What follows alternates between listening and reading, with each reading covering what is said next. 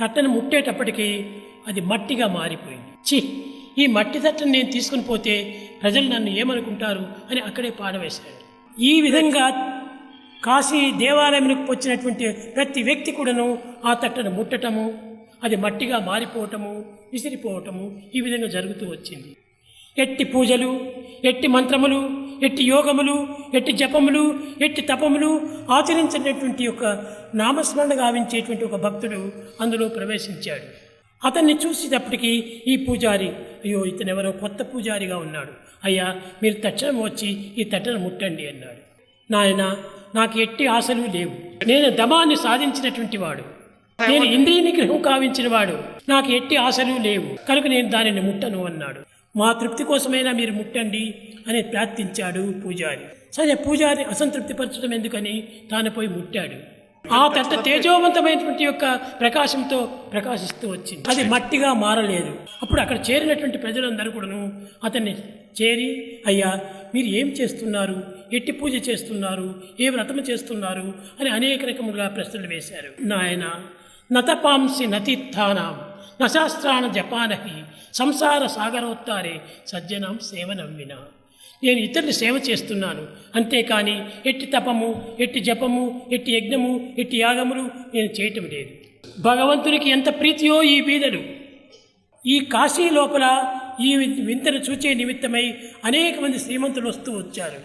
ఈ శ్రీమంతులు చేరిన దగ్గరంతా కూడాను బీదవాళ్ళంతా చేరుతుంటారు. ఈ బీదవాళ్ళందరూ కూడాను అందరినీ ప్రార్థిస్తూ ధనాన్ని ఆశిస్తూ వచ్చారు. అప్పుడు ఈ వ్యక్తి ఆ జనమును చూచాడు, అయ్యో భగవంతునికి బీదలంటే చాలా ప్రేమ, అందుకోసమని ఇంతమంది బీదవాళ్ళని ఇక్కడ లాగాడు. ఇట్టి పవిత్రమైనటువంటి జీవులను ఆదరించడమే భగవంతునికి ప్రీతి, ఇది నా ప్రీతి. నాయన, బీదలను చూచి ఆదరించి అండచేర్చి ఆనందపరచడమే నా యొక్క ఆనందము. ఈ విధంగా చెప్పేటప్పటికీ అక్కడ చేరిన భక్తులందరికీ ఒక విధమైనటువంటి కనుదెరుపు జరిగింది. లక్షాధికారైన లవణమన్నమే కాని మెరుగు బంగారము మింగబోడు, విత్తమార్జన చేసి వెర్రవీగుటి కాని కూడబెట్టిన సొమ్ము తోడరాదు. మనం దీని నిమిత్తమై ఇంత ప్రాకులాటం ఎందుకు? ఇది మనకు మంచిది కాదు. దీనికి ప్రార్థించే బదులు భగవంతుని ప్రార్థిస్తాం. భగవంతుని చింతిస్తూ ఉంటే అతనే మనకు సర్వము అందిస్తుంటాడు. కనుకనే అతను ఈ విధమైనటువంటి సందేశాన్ని అక్కడ చేరిన ప్రజలకందరికీ అందిస్తూ వచ్చాడు. ఈ కూడబెట్టిన సొమ్ము తోడరాదు. ఇది ఎవరు తీసుకుని పోతున్నారు, ఎవరు ఎత్తుకుని పోతున్నారు, ఎవరు కాపాడుకొని పోతున్నారు? ఇది మనకు కాపాడేటువంటిది సాధ్యం కాదు. మన ప్రాప్తిని మనం కాపాడుకోవాలి, మన పుణ్యాన్ని మనం కాపాడుకోవాలి, మనం చేసినటువంటి సద్గతిని మనం కూడబెట్టుకోవాలి. అది తల్లి గర్భము నుండి జన్మించినప్పుడు ఎట్టి కంఠమాలను కూడాను కానరావు. కట్టగడపటికి ఒక్కటి మాత్రమే కనిపిస్తుంటుంది. పూర్వజన్మాల కర్మలు పొందుపరిచి బ్రహ్మ మీకిచ్చి పంపిన బరువుమాల, మంచి అయినా చెడుగైనా త్రుంచకుండా అది భగవంతుడు ఇచ్చినటువంటి కంఠమాల. మంచి అయినా చెడ్డైనా దాన్ని త్రుంచకుండా ఇస్తుంటాడు. అనగా ప్రతి మానవునికి తాను చేసినటువంటి మంచి చెడ్డల కర్మలే అతని మెడలో మాలగా వస్తుంది. ఆ మాలను ఎవరు కూడా వదలడానికి వీలు కాదు. అట్టి మాలనే మనం ధరించుకొని వస్తున్నాము. కర్మలన్నీ చేర్చిన కంఠమాల. ఇట్టి మాలను ధరించుకొని వచ్చి దీనిని మనం మర్చిపోయి లోక సంబంధమైనటువంటి భోగభాగ్యములను ఆశిస్తూ వస్తున్నాం. ఈ భోగభాగ్యములు ఎంతకాలం? ధన జన యౌవన గర్వం. ఈ యువకులుగా ఉండేటువంటి వారికి ఈ ధనగర్వము ఎంత అధికంగా ఉంటుంటుంది. ఎవరికి ఇది మనకు దక్కేది ఉంటుంది కాదు, కూడబెడితే దాగేటువంటిది కాదు, మూసి పెడితే మూసేటువంటిది కాదు.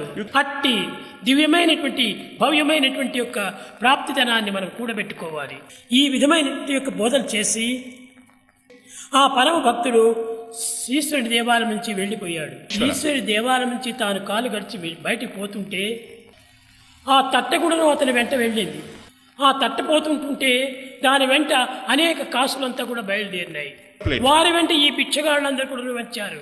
నాయన, నన్ను అడిగి ప్రయోజనం ఏమిటి? సర్వరక్షకుడు భగవంతుడే, అతనే శ్రీమంతుడు. అటు శ్రీమంతుడైనటువంటి భగవంతుడిని మీరు ప్రార్థించండి అని వారందరికీ బోధించాడు. అక్కడ నుంచి పోతున్నప్పుడు ఆ తట్టలోంచి అన్ని కాసులు పడిపోయినాయి. ఎవరెవరి ప్రాప్తి కొద్దీ వారికి లభ్యమైపోయింది. కట్టగడపటికి అతను ఆనందంగా కన్నులు మూసుకున్నాడు. కన్నులు మూసుకున్నట్లకే విశ్వేశ్వరుడు కనిపించాడు. స్వామి విశ్వేశ్వర, విశ్వమున కన్నా ఈశ్వరుడైనటువంటి నీవు ఈ బీదలను రక్షించడానికి నీకు చేత కాదా? కనుకనే వీళ్ళందరినీ రక్షించమని కోరాడు. స్వార్థరహితమైనటువంటి మాత్రతో, పరాత్మైనటువంటి ప్రేమతో సర్వులను రక్షించమని కోరటం ఇది చాలా ఉత్తమమైనటువంటి ప్రార్థన. తనకెట్టి స్వార్థము లేదు, పరార్థమైనటువంటి ప్రేమతోనే పరులను ప్రార్థిస్తూ వచ్చాడు. ఈ పవిత్రమైనటువంటి ప్రార్థనకు భగవంతుడు ఆనంది. ఓం జయ జగదీశ హరే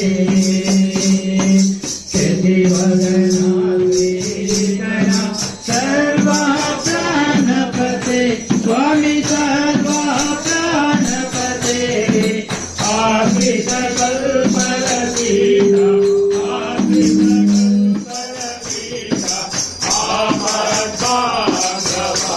ఓం జయ జగదీశ హరే